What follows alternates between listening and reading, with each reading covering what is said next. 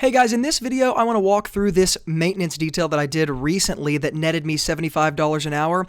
And I also want to take a really deep dive into this type of customer, this type of clientele, how to target this type of clientele, and how I have built my entire auto detailing business off of this. I really want to talk about the two main problems that most detailers face in trying to build something like this as well. So just to set up some context as you guys are watching me begin this simple interior detail, by the way, I also detailed the exterior, but I just split the videos up into two, so we're just looking at the interior here. This is just a Lexus sedan. It's a it's a smaller car, very, very straightforward. No major dirt, no major stains. In fact, I barely even had to vacuum the vehicle. Now, I want to set up exactly what happened. I was at my garage one day detailing, videoing, and getting some things done for kind of the more exclusive group of clientele that I detail for now.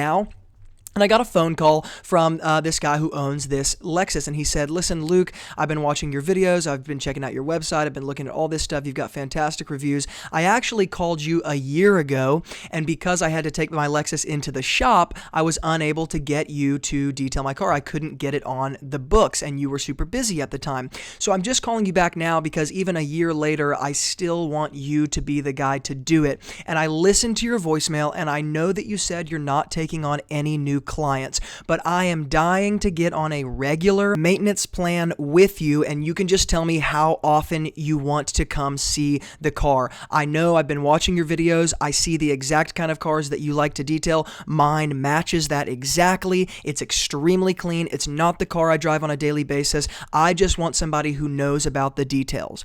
Well, let's just break that down really quickly. Number one, this is a guy who is calling me, who called me a year ago. I do not remember, but called me a year ago. Couldn't get on the books because it was too busy and the car was in the shop. He's calling me a year later saying, "I know you're not taking any new clients, but will you please make an exception?" And he said, "I will wait if that's what it takes. If you can't get me on the books for another month, I will wait until you can come service my car. I don't want anyone else to do it." Here's the kicker with that. When you are in a situation like this, and hopefully this isn't coming off as arrogant because I want to get into the business strategy of this. When you are in a situation like that, you are holding all of the cards and all of the leverage because you have these other funnels that are selling you to the customer. And this is actually one of the big parts of the business section of the online course I'm building, how to build a self-filling funnel and a self-filling machine that sells you to your customers so that you don't have to go around that sales curve. I do not sell myself to the people who call me. They call me with the intention of having only me service their vehicle. So it's not a negotiation ever. We're never negotiating on price. We're never negotiating on things that I don't want to negotiate on. Once again, you are holding the cards. So the first big thing here to note is that I did not have to sell myself. And because I didn't have to sell myself, I just want to segue into this next point. Because I didn't have to sell myself, I was in a position that I call like the name your price position. So this guy lives about 25 minutes from where I live. He lives in the city that I actually went to college in, and I moved back to a city called Franklin, which is a suburb right outside of Nashville, Tennessee. And it's a kind of a more affluent area, and so it's a great place for a detailing business. But this city is about 25 minutes from where I live in Franklin. And because of that, I said, "Listen, generally speaking, I'm only detailing in my garage that's built out right now, but if you'd like me to come to you, I'm going to have to attach a certain price tag to that. There's going to be a drive time." And he, without any hesitation, "Absolutely, not a problem. Tell me what you charge. It doesn't matter to me. I want you to come service my car." Number one, I'm not selling myself, but number two, I'm getting to name my price. The point I'm getting at here is one of the biggest questions that comes in all the time on a daily basis. How do I get my customers to stop negotiating with me on price? The answer to this question, in my opinion, in how I teach people to build a business and how I teach people to build a business in this course that I'm working very hard to release, it's not finished yet, but working very hard to get it done, is very simply to create a self-filling funnel, a machine that sells you for you to your clients, where you are no longer having to be this on salesman all the time. It completely eliminates the need to negotiate on price, because the only people who are calling you are people who literally will at any price have you come detail their vehicle. So I'm not saying jack up the price to some ungodly level that makes absolutely zero sense, because everyone has a cap. But what I am saying is this is the very same reason why we buy, say, Nike. This is the very same reason we buy, say, Adidas.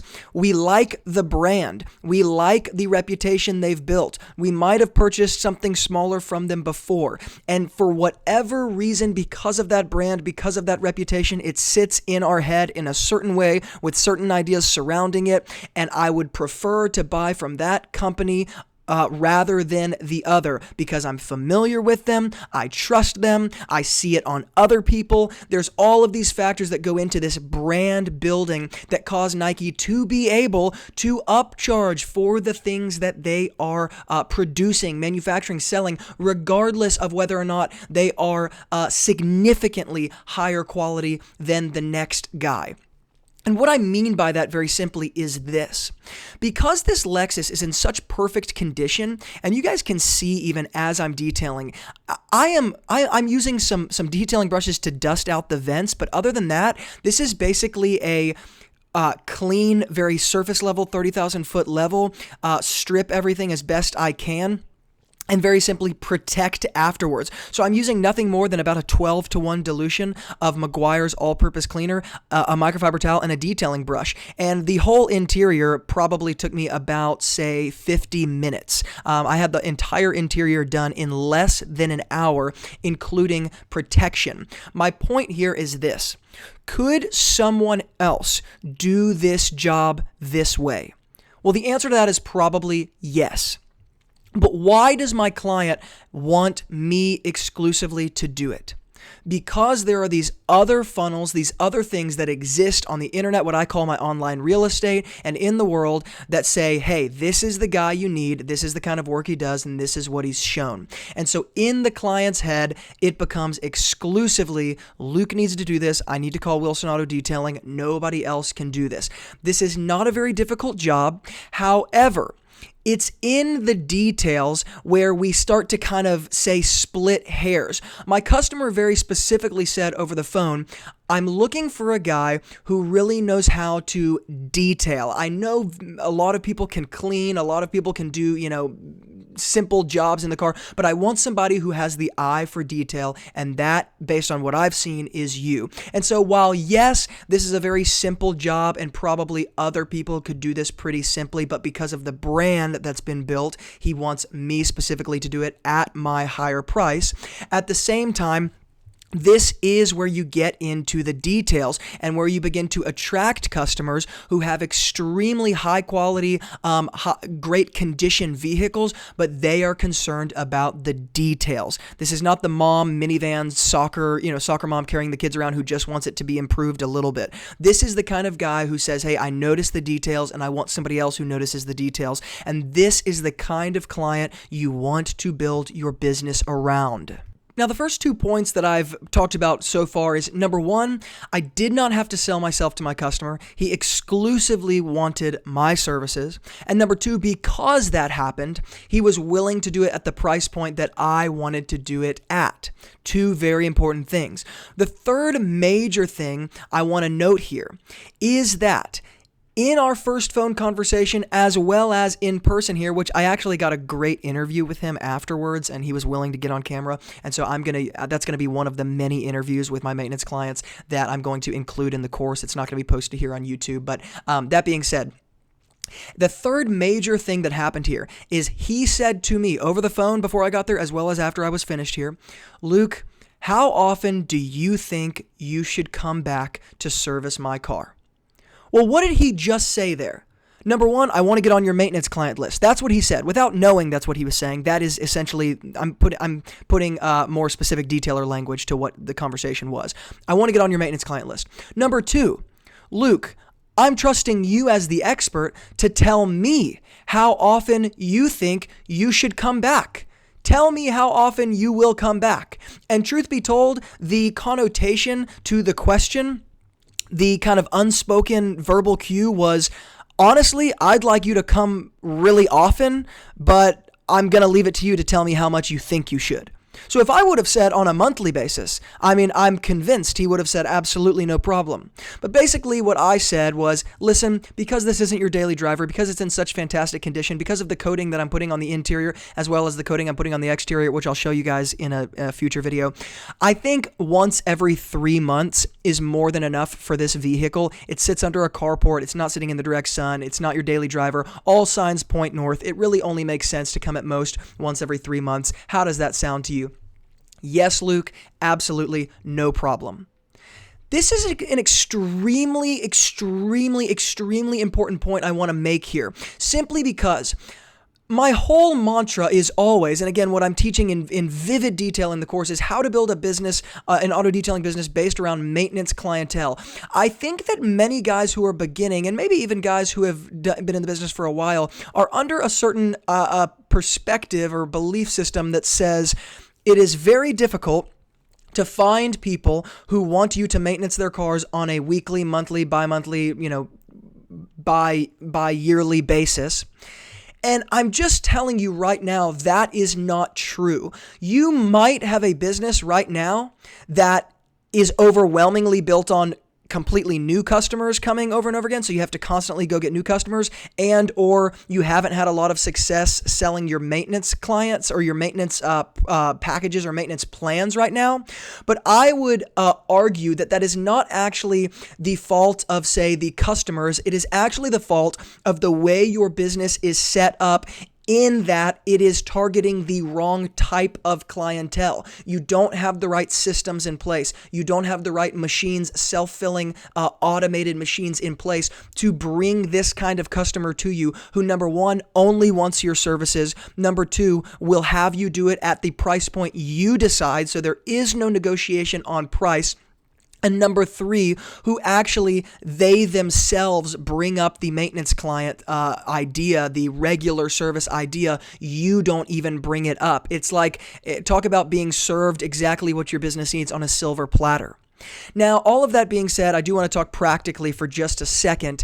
You guys can see, like I said, I'm using 12-to-1 Meguiar's APC and very simply a microfiber towel. I'm not scrubbing anything. The leather seats don't need to be scrubbed. I'm very simply spraying a modest amount on, mopping it up, doing the same exact thing on the carpets as well. You guys saw I didn't even have to vacuum. The only thing I had to vacuum was the driver's side minimally. The only thing I had to shampoo at any even moderate level was the driver's side floor mat.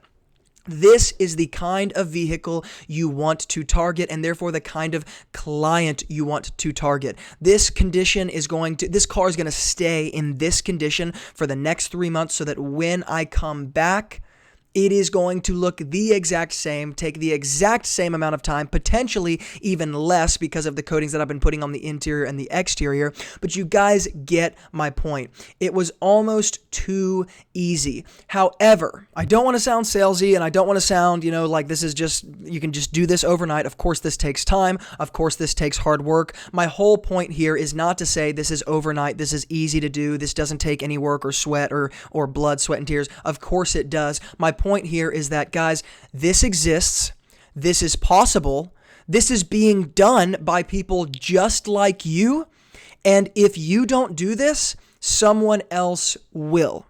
And ultimately, guys, just to make it very clear, the reason why I argue that this is the best type of auto detailing business to build is simply because this is the best, you are best positioned to leverage your time when you are building a business like this. In other words, you are not charging based on the hours you are putting in, but rather you are charging based on the reputation and the brand you've built, as well as the value you can provide, driven by results and outcome. And of course, I talk, much deeper about this in the course. And I know I keep talking about the course, but it's just because it's the first thing on my mind right now because I'm working so hard to try to get it done. So it's just consuming my mind. But guys, this is where you get into leveraging your time and actually scaling a business. I do not charge my customers based on the time it takes. This job took me maximum 2 hours, I think a little bit less. I charged $150 for the whole thing.